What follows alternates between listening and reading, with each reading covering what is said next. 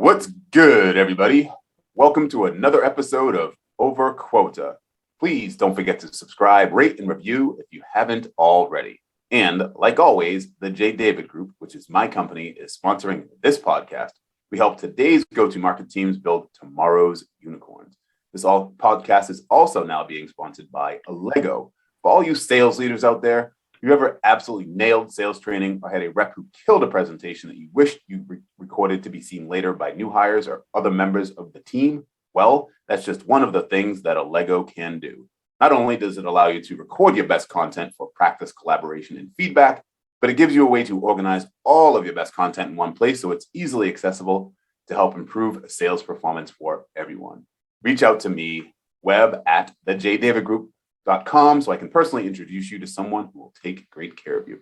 Now, my guest today is Marci DiGaetano, Head of Global Sales Development at CyberPion, which is trusted by Fortune 500 organizations across a variety of industries to help prevent threats across external attack surface and digital supply chain. Marci, welcome to Overquota. Thanks, Jay. Thanks for having me. So unpack that for me a little bit. Tell us a little bit about a couple things, actually. Tell us about CyberPion. I know you just got there just a few months ago. So tell me why you decided to join there. And of course, your role as head of global sales development. Yeah, so you're right. So I joined a couple months ago at CyberPion. I'm super excited to be here. They're doing some tremendous things in the marketplace. When you think about cybersecurity in general, you think about like traditional scorecarding and what your cybersecurity posture is, but there's a lot of unknowns in a company's digital supply chain. So what CyberPion does is help identify, detect, and uncover the risks within a digital supply chain, assets that are unknown to you to help you prevent cyber breaches and attacks. So it's pretty fascinating. The world of cyber, as you know, is increasingly being brought into the marketplace, and the bad guys are getting smarter as the good guys are trying to stay ahead. So we're doing some pretty incredible things here. What we're able to identify and uncover from a digital asset standpoint is pretty remarkable. So it was an exciting time to join. Tell me more about that digital supply chain. Give me an example of what that looks like and a potential threat that could be prevented within that digital supply chain. Yeah, so the best example would be like a DocuSign, right? So you use DocuSign, but DocuSign has all these connected parties for font scripting and contracts. And yes, they're a part. So DocuSign is your supplier, right? So you're using DocuSign, but all of these digital assets in the back are connected to DocuSign in order to populate your forms. But you don't understand what the hidden risks are within those suppliers that feed into DocuSign. And that's what we're able to identify to the nth party. Interesting. So as an end user, as I'm signing DocuSign or any other document, for me, it's just like, okay, it's just a plug and play. Okay, there's my signature. Okay, there it is again. I'll just keep signing, initial, whatever, right? I'll check the box. Okay, I'm done. And basically what you're saying is it's not just DocuSign's document, so to speak, or platform. There are other digital assets that are integrating with document. Yeah, right. Correct. And so what you're doing is CyberPion is protecting those assets and reducing the risk. Is that right? Yep. And we're finding the vulnerabilities behind them, right? Mm-hmm. What we realize is that hackers, they walk through the front door, right? And organizations allow them to in some cases because they don't understand where their vulnerability points are. Mm-hmm. So I could have a posture score of a 20 as an example. I just use a 20 as an example, but doesn't necessarily mean that my suppliers do. And there could be vulnerabilities like dangling IP addresses that hackers can find their way through and point them to things that you don't necessarily want your company to be associated with. And we're able to identify those, help prevent them and protect them. Interesting. Yeah, I didn't necessarily intend to go to this way, but let me just dig a little bit deeper there. So you mentioned the suppliers. So is that must be, I'm assuming, maybe you just alluded to it a little bit there, part of CyberPion's go-to-market strategy as well, right? To penetrate the suppliers to try to get them as customers as well, or not? In some cases it could be, right? That could be our strategy. We're a very ethical company. So when we find vulnerabilities, we disclose them right away. Mm-hmm. And the disclosures on the vulnerabilities is not in order to necessarily get someone to buy our product, but it's to prevent hackers from interrupting their organization's way that they communicate with their suppliers, right? Yep. So in a perfect world, if we're able to identify problems and everyone says, yeah, let's go join up with CyberPion, that's a win for us, right? Right. But yeah, from an ethical standpoint, when we find a vulnerability, we want to make sure that we disclose it right away to the organization that we find the vulnerability with. And we scan the internet twice a day. So we're able to uncover vulnerabilities relatively quickly. And as soon as we identify them, understand what the risk potentially is with that vulnerability, then we reach out to the organizations and disclose them.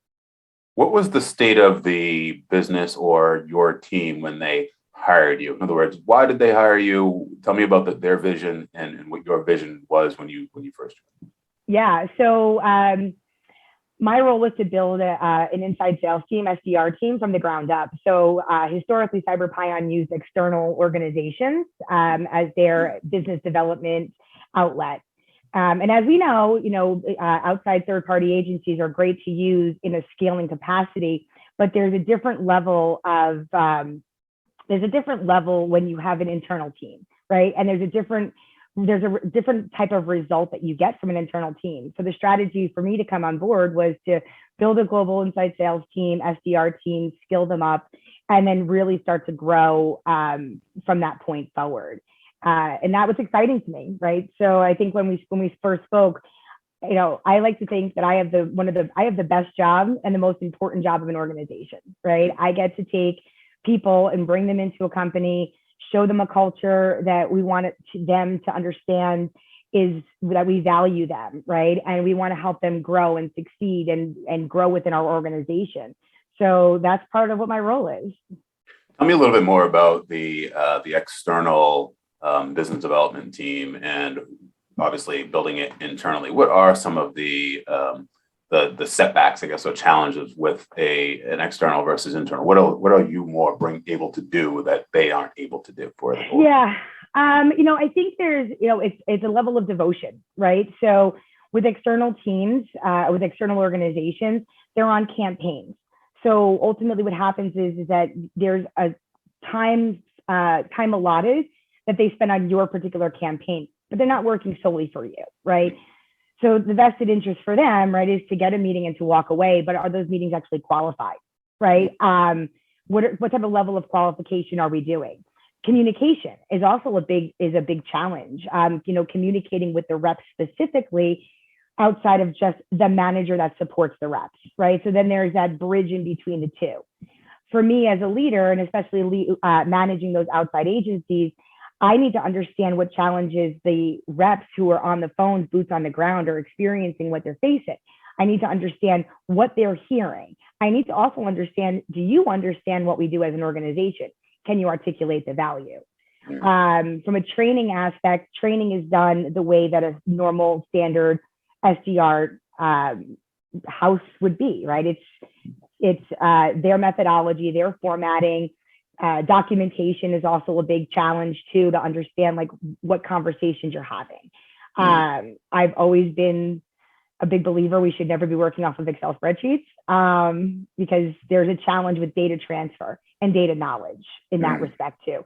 So those are some of the challenges that we face. And I think a lot of organizations probably face some of the same challenges, but really it's just the communication and it's the understanding of what we do as an organization.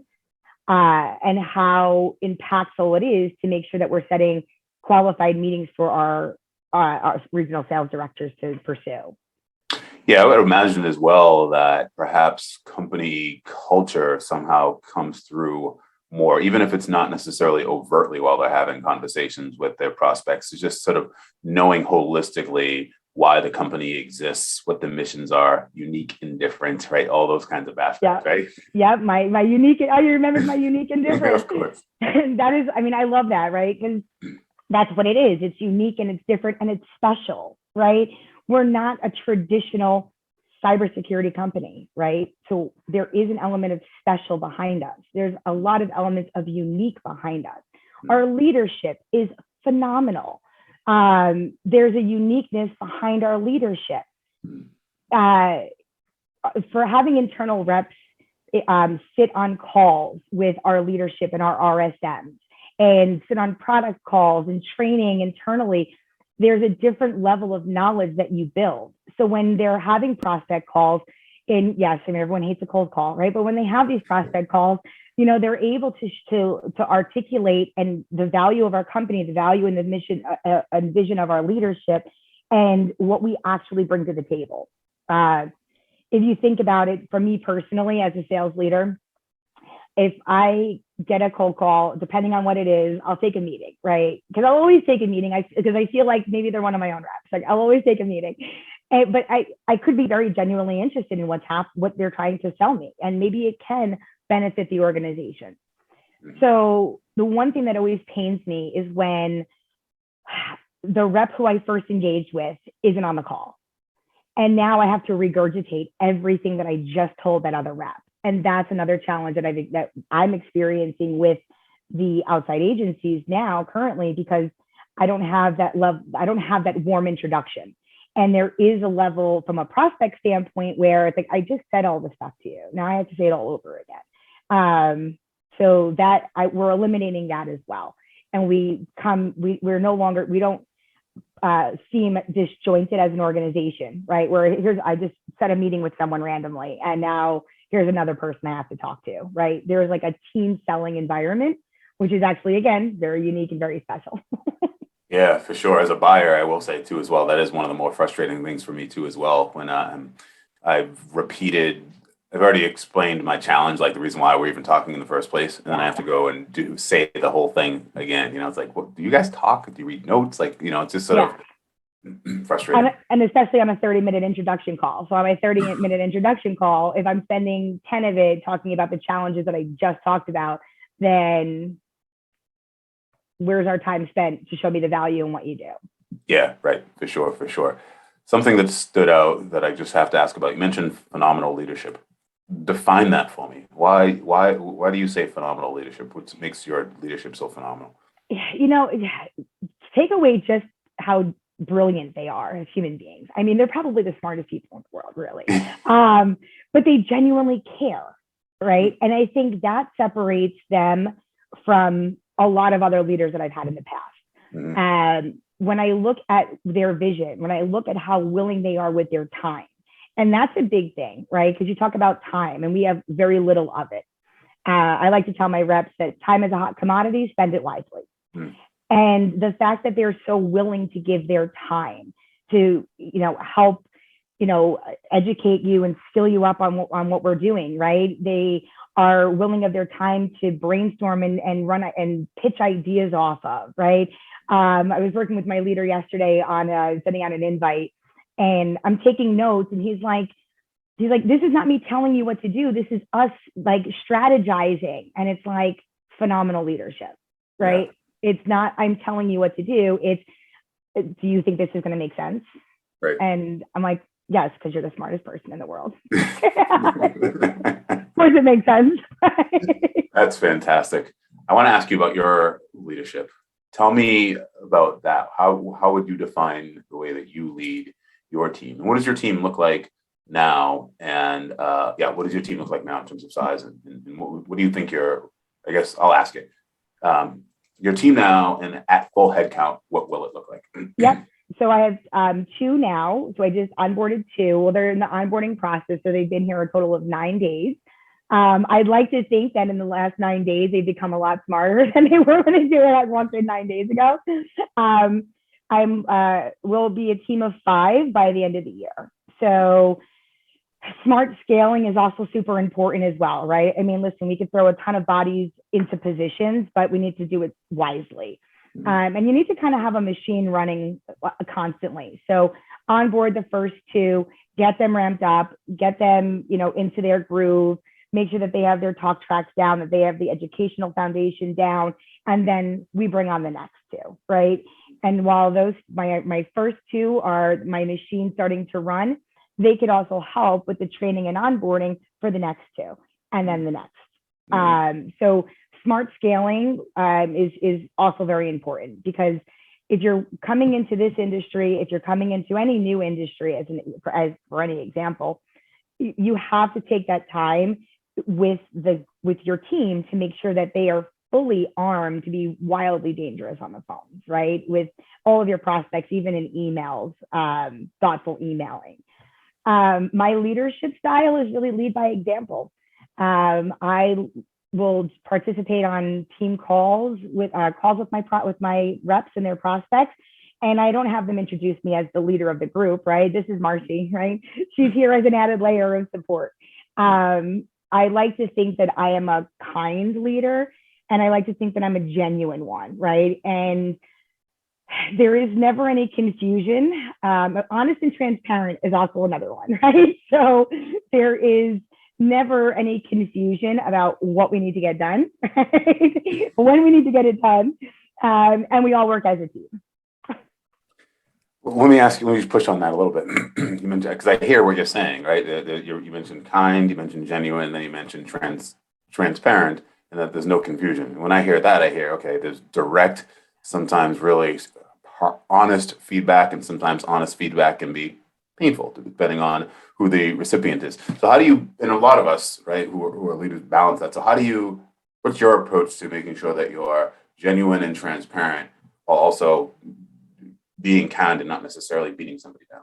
Yeah, well, beating someone down never works, right? Beating someone down will never work. I think that is actually a big shutdown for a lot of people. And that's disheartening for me to see because I've seen it before. So with me, my approach and my style is exactly how you're seeing me today is exactly how my reps see me every day. Overly caffeinated as well. So the way that it's the delivery, right? It really is. It's the delivery. My reps coming in know that the feedback that I give them is always going to be with the goal in mind to make them better and stronger, right? And it's never the finger pointing type of feedback, if that makes any sense, right? It's okay, this was terrible, but let's work on it. Wait, what do you think you could have done differently? And then I'll tell you what I think. And again, it's that collaborative feedback. So I want to understand from them, where do they feel that they could have been doing a little better? Where could they have been stronger in a pitch or maybe emails or even from, running sequences. It's the way that you deliver it, I think, is so critical and so important so that your reps don't feel like, and let me just take that back, not just the reps that report to you, it's anyone within your organization that you're going to have interaction with, right? Mm-hmm. It's because you're an internal resource, right? You're an internal partner. My marketing team are also my clients, right? And my devs, my sales engineers, right? They're also my clients as well, and vice versa.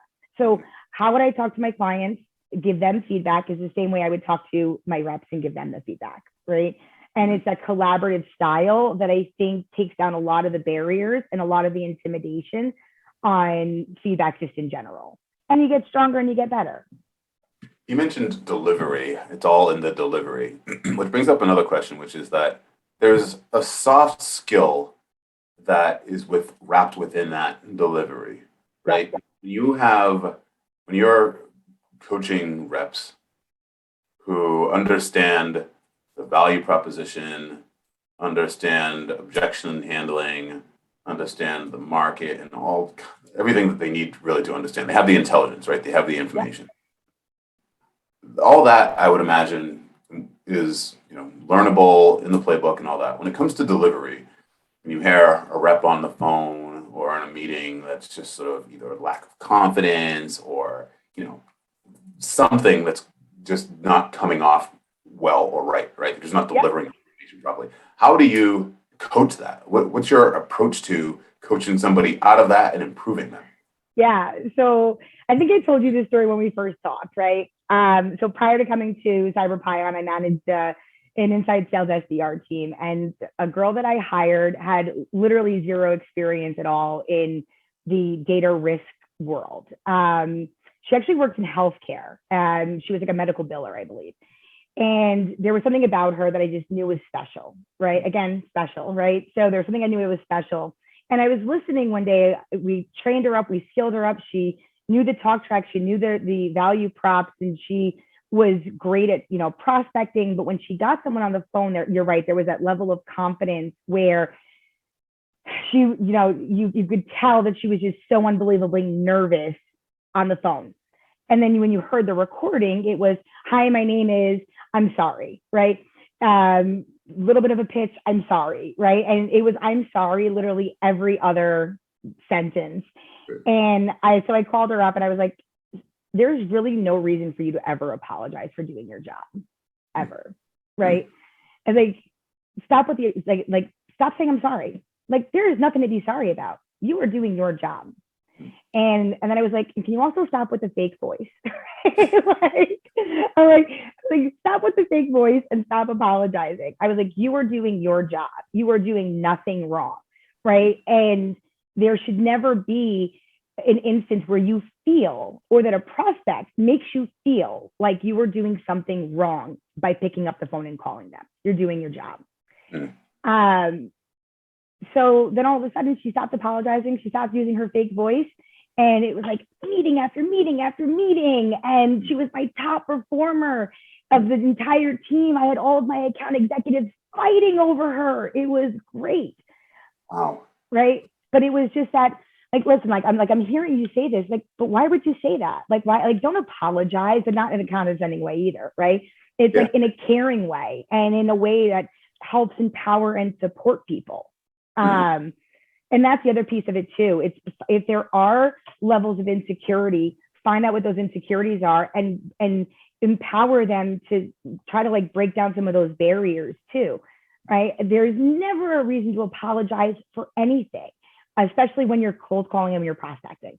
Stop saying it. How many times, let me ask this, was it one time that you needed to point it out to her, or was it something that you revisited over a period of time and then finally it was receded from her word track, I guess? Yeah, no, it was one time. Wow. It was one time. It was that reassurance that she needed, that she was doing nothing wrong. Right. That was it. It was a reassurance that you're doing nothing wrong. Within that is obviously somebody needs to be coachable too, as well, to be able to take that coaching and say, and apply it, right? And say, okay, I hear you. Okay, I'll stop. Right. Yeah. Oh, definitely. I mean, but then it's funny because coachable, I mean, we use this word coachable a lot. And how do you define someone who's coachable, right? I mean, so for me personally, I've been doing this for more years than I'd care to admit publicly, but, I still love feedback. I do. I love feedback. I need it because like I'm so wrapped up in sometimes my own processes and things that I'm so used to doing that may not always be the right way to do them. And if someone catches it and says, hey, I think try this instead, I'm immediately going to try it. Because again, I don't have an ego. Well, let me rephrase that. I have an ego, but I don't have an ego when it comes to certain things. And I think that especially in sales, you need to have a little bit of an ego, maybe have a little bit of an edge, but you also have to take that step back a little bit as well and say, there may be a better way of doing things. Some of my reps here now that I'm scaling and building up this new inside sales team. We have 2 of them. Again, 9 days they've been here, and they're doing a killer job in the 9 days they're being here because they have drive, they have passion, they want to learn, right? They want to be a successful contributing member to this team and to the company overall. Like when even on the hiring process, we talk about career goals and career aspirations. Like, what do you want to do? Like, I want you to be able to pick your path. And I want you to be able, and then I want to be able to build a path for you so that you could achieve those goals. But it also takes that coaching and feedback. So as we're building up this inside sales team here, one of my RSDs said to me the other day, he's like, "Wait, no, but it's your team." And I'm like, "No, it's our team. Yeah. Like there's no mine there. It's our team. And if you feel that saying this might resonate better, then we're going to try it." Right. I want people to come to the table with ideas. Everyone comes with a different background and different experience and different way of doing things that could have been wildly successful. I want to try it.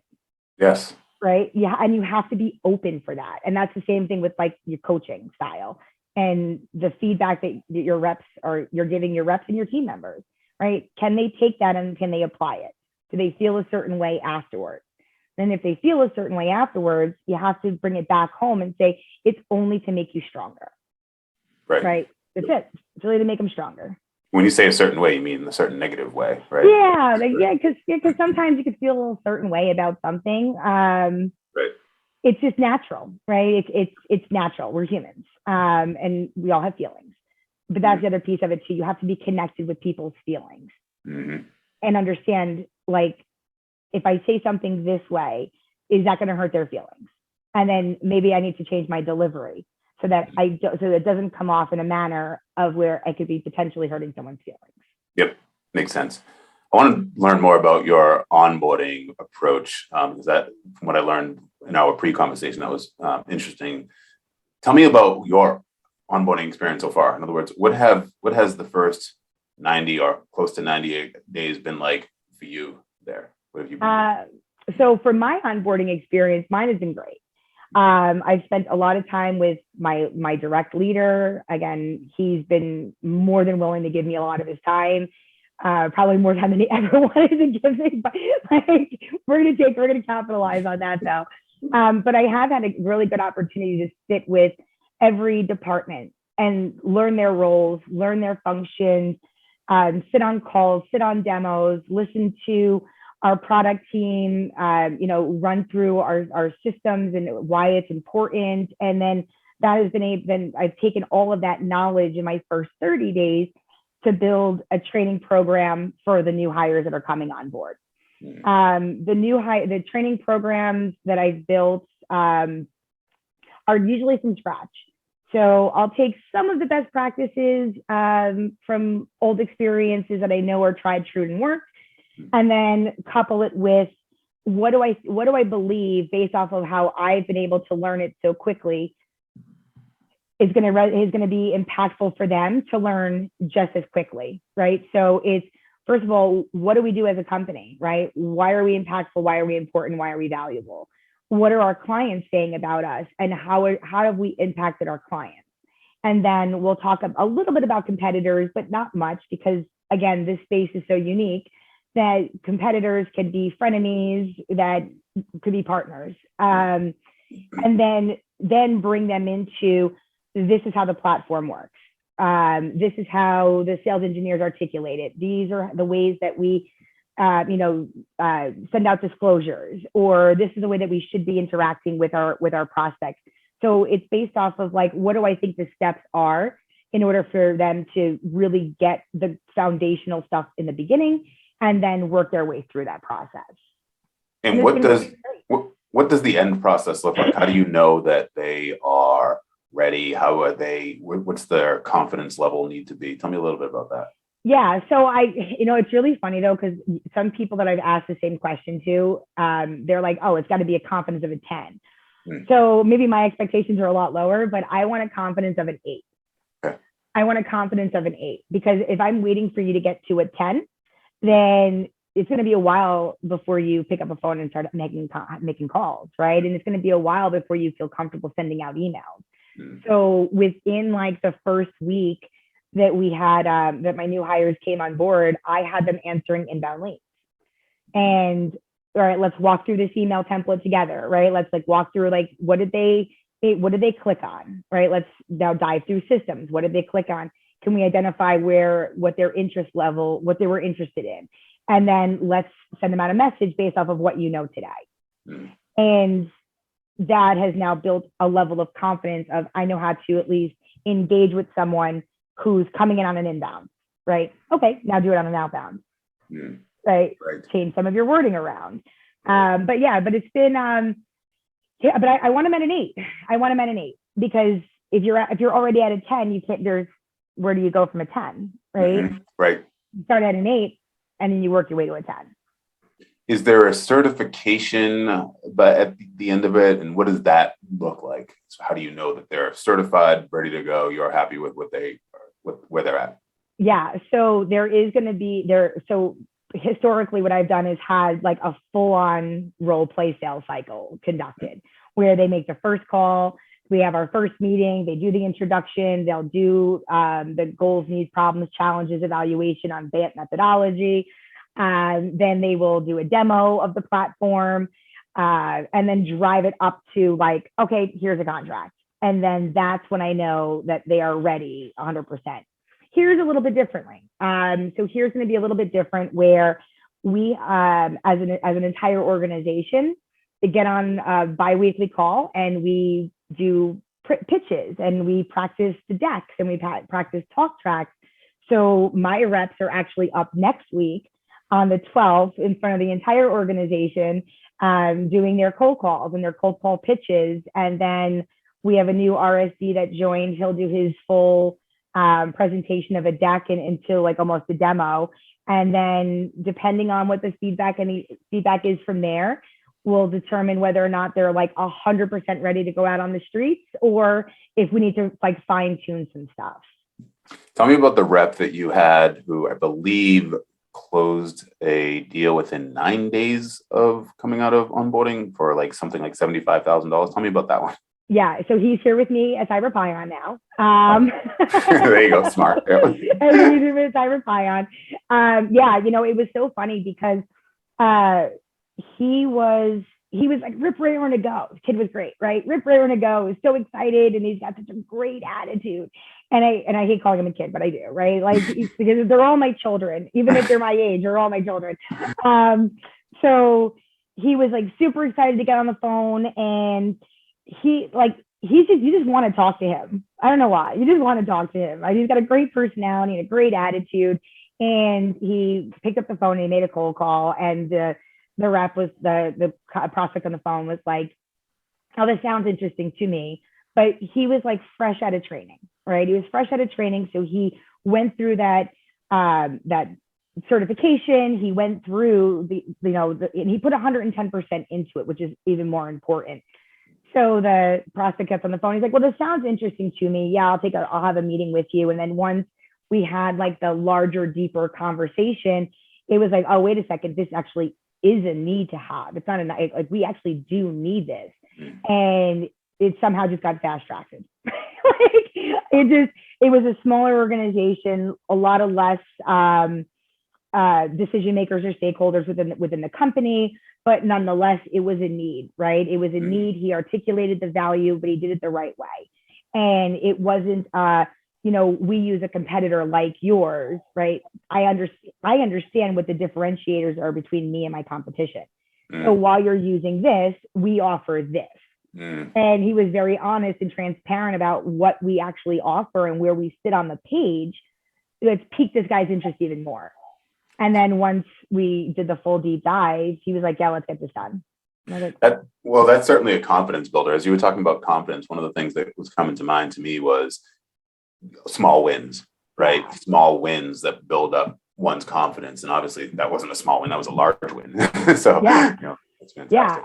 And he went on to, and even while he was like for the year that he was in that role, now prior to coming with me, he got better and better and better with every single call and with every conversation. And then he started taking on more responsibilities in the selling cycle. So it would free up our account executive's time to work on other deals while he did more of the, re-engagement and following up on like contracts and NDAs and things like that. But he was curious to know all the inner workings of the deal process and cycle, right?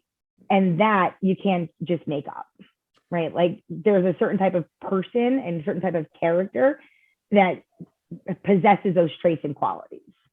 Let me ask you this then, because you just made me think of something, which is that obviously with the J. David Group, we help technology companies find go-to-market people anywhere from business development reps all the way up through vice presidents and CROs. A lot of BDRs want to move into an account executive role, right? Yep. And a lot of them get frustrated when they're constantly pigeonholed or reached out to for the same role at a different company. And the pitch is always, well, you do this, you do well for 6 to 12 months or however long it might be, you'll get promoted to an account executive. What is your advice for people that are in that position that want to move into an account executive role? What do they need to show? What do they need to do? If there are a lot of BDRs on a team, how do they, separate themselves? So this is actually a painful topic for me, right? So, and I think we even talked about this. I had this one rep. He was phenomenal. And I inherited him from my old company, I inherited him. Mhm. And again, something about this kid that was just amazing, right? He from the very beginning said, my career aspirations are to be an account executive. And I think, and it's not a matter of what they have to prove, right? Because here's the deal. I don't think you should have to prove that you deserve this role, right? I think that if we're looking at performance of a person, right? We're looking at performance, we're looking at what they bring to the table, not necessarily just from a numbers perspective, but attitude, right? Passion, drive, right? Do they work well within the team, right? Are they going to be someone who can potentially lead our company at a point in time? I think those are the other pieces of it that are also just as critical, if not more important, than just hitting your quotas, right? And hitting your numbers and being overachievers. There are a lot of organizations that are like, just keep doing your job, right? Just keep hitting your numbers. And then one of these days, and then those BDRs and SDRs, they see other, account executives being brought on with no experience at the company. And there is a certain feeling about that, right? For me personally, I will always give the advice to any rep that I have that if your career goals, I want to understand what your aspirations are, like from the very beginning. I want to understand what it is that where you see yourself with either in this organization or outside of this organization. Hopefully it's within this organization. And if I can build a pathway for you, right, then I'm going to do that. But I also think that it's super important from a rep perspective for them to continue to reach out to other stakeholders of the organization. Reach out to HR, right? There's no reason why an SDR or a BDR, especially if you're in a larger company, can't reach out to an HR director or manager, whoever, someone in HR, and express to them what their career goals are. There's no reason why a BDR or SDR can't collaborate with a sales leader, right? And to show that, or to work side by side with them, right? Get to know them. Schedule one-on-ones, right? Schedule one-on-ones so they can get to see who you are as a person. Because if they see who you are as a person and they see the same qualities that I see in you, then maybe that path forward works a little bit faster, right? Have your account executives rally for you, right? If you're doing a really bang up job for your account executives, and bang up meaning good way, right? If you're doing like a stellar job for your account executives, have your account executives lobby for you. This is a great story. I think I told you this with you. I got a cold call from a rep like earlier in 2021. Got a call from him, showed me the value between his service and somebody else's, what they offer that was different. Then I'm like, all right, this is actually pretty interesting. Let's take a call.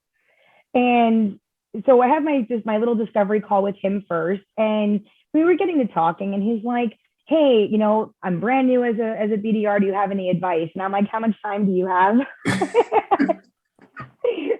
Because it can go one or two ways. Right? Give me a 30-minute call, give me a 2-hour call. So, so I spent some time with him and I gave him he had my cell phone number, but I'm like, listen, if you have any questions, if you're struggling, if you want to pitch an idea or whatever, like use me as a lifeline. You can text me anytime, you can call me anytime.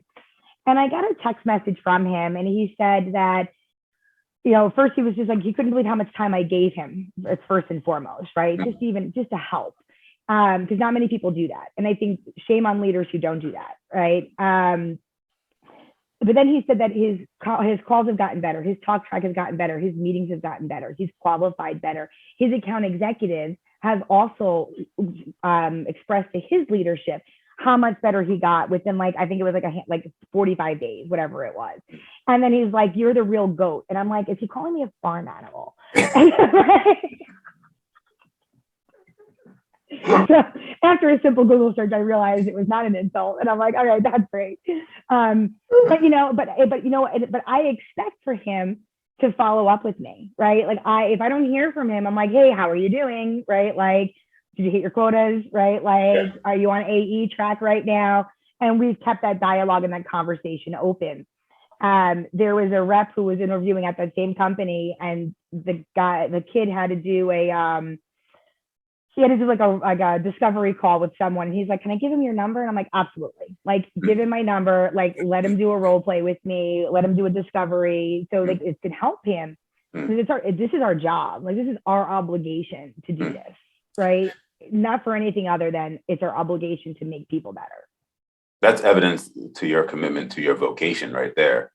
Someone who, he's not reporting to you in any shape or form. He's within another company, and you took the time because you care, to help him, which I think is phenomenal. It shows your interest level and passion for what you do. Oh man, so many thoughts and questions there. Let me just say this, and then I want to ask you another question.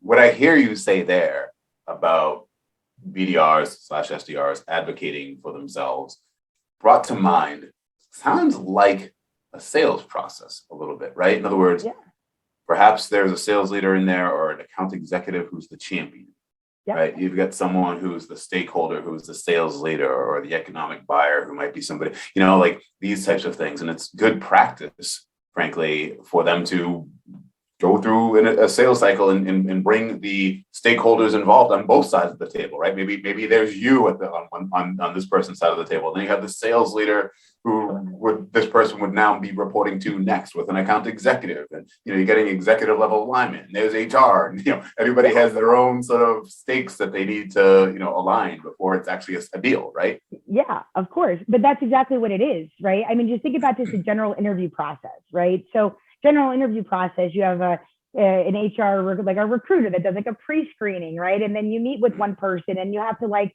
sell yourself to that person, right? There's no difference, right? I feel like in some cases for BDRs, SDRs, inside sales, I feel like they feel like they need to constantly interview, right? And in some cases, yeah, you do, right? In some cases you do. If your career aspirations are X, then work on a path, build your alliances, build your relationships, and have your selling team look at you as if you were to leave today, what would happen? Right? And that's important. It's so important. But yeah, I tell my BDRs all the time, advocate for yourself, right? I'm going to advocate for you. I'm going to lobby for you. I'm 100% behind you. I will always support you in the decisions that you want to make, especially from a growth standpoint. Some want to grow too fast, right? There are some that just, they come in, they're in for a handful of months. I want to be an account executive. It's like, slow down, take the little reins back a little bit, right? That's that like mothering side where it's like, take the reins back a little bit.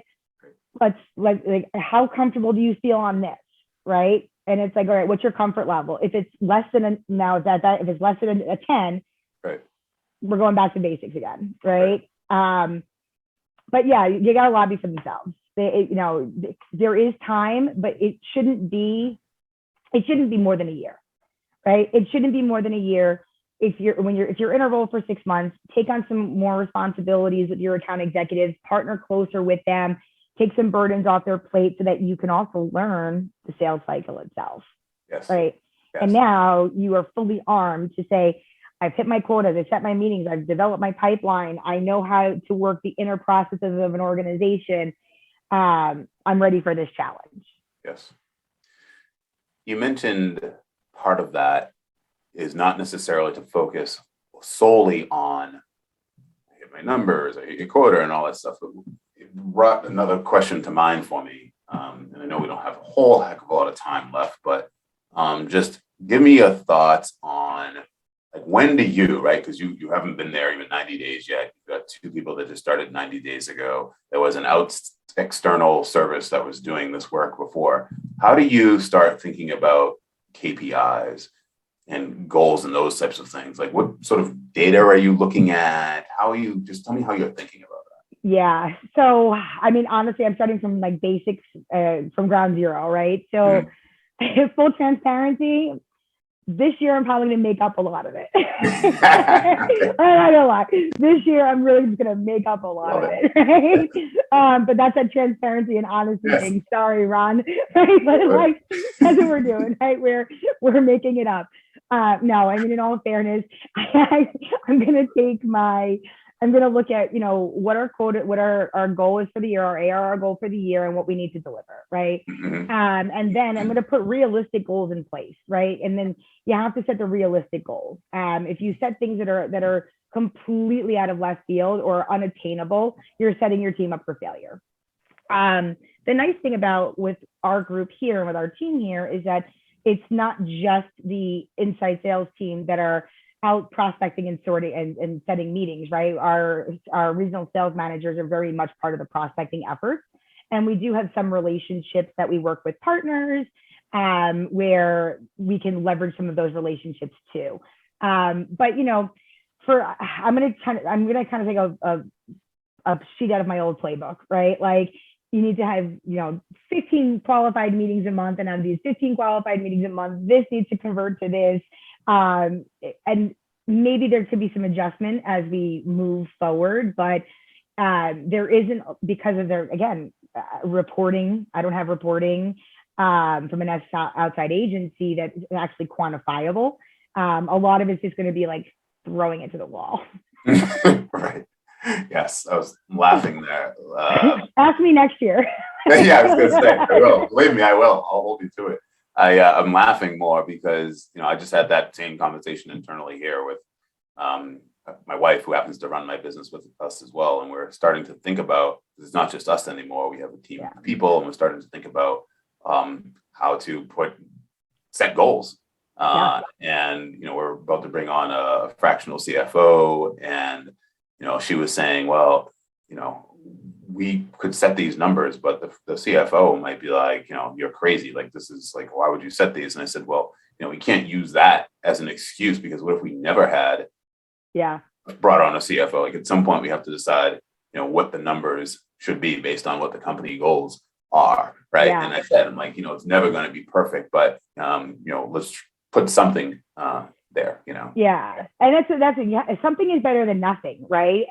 But again, achievable, attainable goals is the most important piece of it. We're a new, Gartner has coined us as like a newer trending technology. Right. So because we are in that space and we're in that quadrant right now, I can look at some historical data. Right. So how many meetings did we have in internationally versus how many we had domestically, right? Now that this space is becoming more of a hotter topic, it's always been a topic, it's always been a thing, but it's a scary thing, and no one actually wanted to talk about it. Now everyone wants to talk about it. So, I can look at those numbers from like the historical pieces of it. And again, now that I have, 2 internal reps here that are being skilled up as we speak, and as they are, like ready to get on the phones, I can use my smaller KPIs, my smaller targets and quotas for them in the very beginning, right? To see how off am I on the model that I set in place, right? I think realistic numbers, it's hard to really judge that when you're really just building out that team. But yeah, and again, realistic goal setting is also super important too, because you don't want to have someone set up for failure either, right? Where I can't hit my numbers, right? Because that is, again, part of an element of success in their minds. Yeah, in all honesty, we could go on for another half hour about goal setting and how to approach that. And I think maybe we will at some point. Maybe we'll have to do a part 2 of this. Do a part 2. Yeah, just to tag on to this one for sure, because I've got several questions around that. But we've got to get to our final 5 and the final 5 minutes that we have here. All right, you got it. All right. So first question, you have a philosophical approach to prioritizing your time. Time. Again, time is a hot commodity. Spend it wisely, right? I try not to overcommit myself on things. I also try to make myself like super available, both personally and professionally. So nice part about also working remotely is that I could be at my godson's hockey games and still be on a conference call, right? So from a from a time management standpoint, or what takes priority, it's exactly that. What's the most important thing right now? And then work on the other things. Rome wasn't built in a day. Yes. Tell me about a setback that you had and how you overcame it. A setback would be even from a career standpoint where I thought I would be in a different role or a different path at some point at that particular point in time. That setback actually only made me better, to be quite honest with you. Some people could take it as a negative and fall themselves backwards 100 steps. I took it as a way to drive forward, right? And I took it as an opportunity to learn different areas of risk and become a master in 6 risk domains. And, really took a very negative event and turned it into a really positive outcome. Master of 6 risk domains. It's powerful. Not too many people can say that. That's unique and different.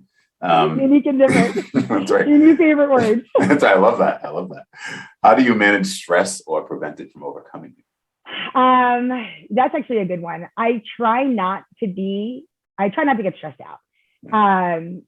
Some people talking to me would think that's actually not the case. But I can only control what I can control. Right. And, I try to take a step back. If I feel as if I'm crossing into that stressful line, I will take a step back. I'll go for a walk with the dog in the backyard, or I'll go grab a cup of coffee and then just regroup myself so that I don't put myself over that line.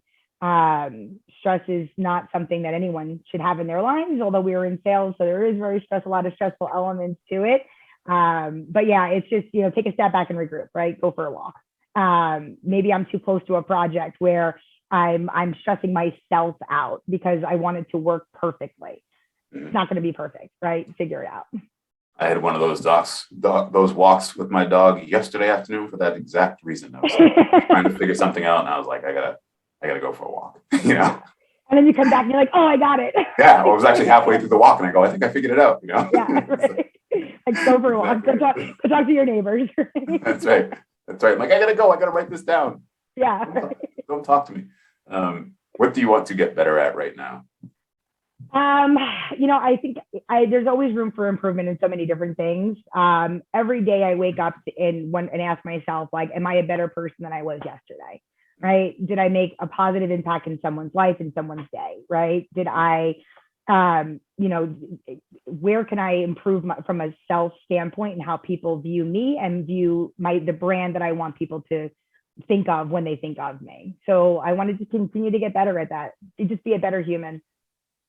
Love it. What are you excited about right now, both personally and professionally?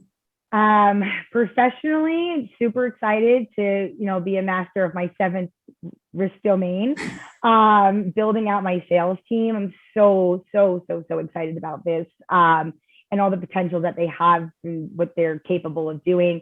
Personally, I'm super excited, for 2 things. 1, that my home renovation project is finally over. And 2, is that it's the 5th annual senior summer or senior spring that's going to start. I do a lot with the seniors in my community. I started a senior alliance and a senior coalition to help the seniors in West Orange become, more educated about risks that could potentially present them, cyber threats, break-ins, things like that. So I have my 5th year doing a nominated senior program. So every week there is a senior in my community that is nominated. There's a form that gets filled out about why this person should be nominated. And then I will personally make them like these little gift baskets of things that they like, deliver it to their door, do like a whole write-up with them, spend some time with them. So it kicks off next week. Super excited about it. Making West Orange an even better place to live. West Orange, New Jersey, everybody. That's phenomenal. One last question, which isn't part of the 5, which is how can people follow up with you, get in touch with you, say thank you for sharing this with them today, or perhaps apply for a job? Yeah, so there's no shortage of ways to get a hold of me. Very active on LinkedIn, so you can always reach me on LinkedIn, Marci DiGaetano, or just go to CyberPion. I'm all over that page. You can reach me by my cell number. You can shoot me over an email. It's marci@cyberpion.com. We've got some, we have some positions that are open within the organization, product marketing, designers, my SDR team. We are going to be growing. I am looking for someone overseas to support my international region. So there's no shortage of ways to get a hold of me, and I'm always looking to, build out my professional network. That's Marci DiGaetano, head of global supply chain sales at CyberPion. Did I say that right? CyberPion, yeah. Okay, awesome.